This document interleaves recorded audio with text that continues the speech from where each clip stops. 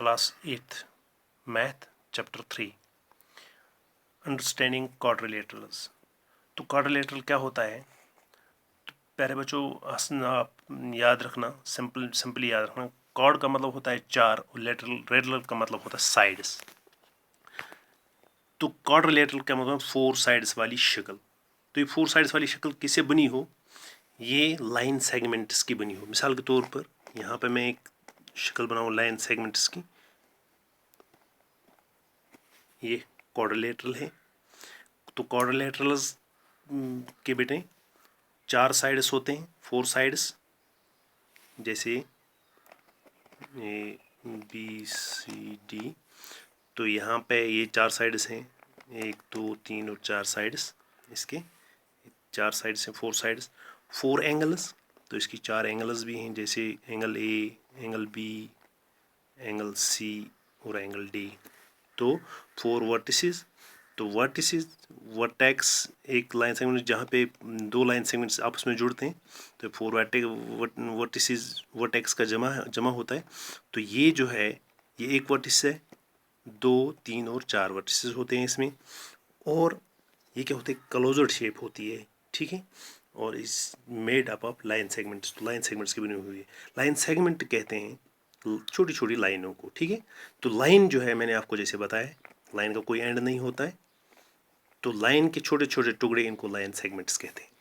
तो बेटा ये अंडरस्टैंडिंग क्वाड्रिलेटरल्स में हम सबसे पहले पॉलीगन पढ़ेंगे, पॉलीगन के बारे में कि पॉलीगन क्या होता है, ठीक।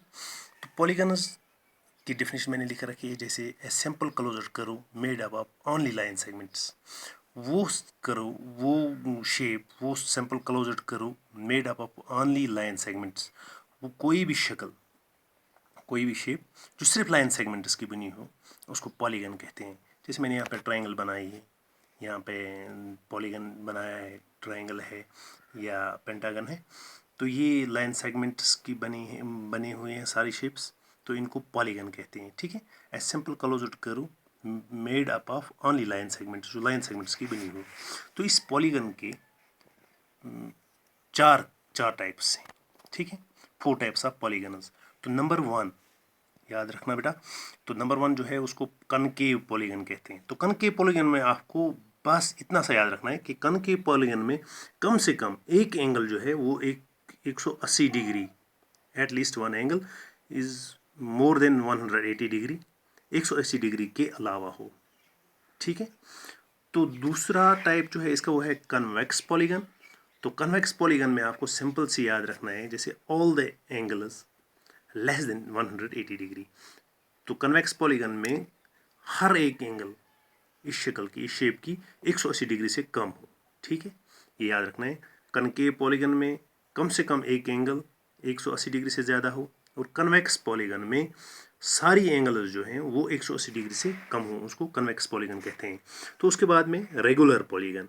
रेगुलर पॉलीगन में बस simply all the sides are equal, तमाम साइड, चारों साइड जो हैं, जो सारे साइड हैं वो बराबर हों, all the angles are equal, और हर एक एंगल इक्वल। जैसे मैंने यहाँ पे इक्विलेटरल ट्रायंगल बनाई है, इसकी सारे साइड्स बराबर हैं और इसकी सारी एंगल्स भी बराबर हैं। तो ये याद रखना कि जिसके सारे साइड बराबर हों और सारी एंगल्स बराबर हों, उसको रेगुलर पॉलीगन कहते हैं।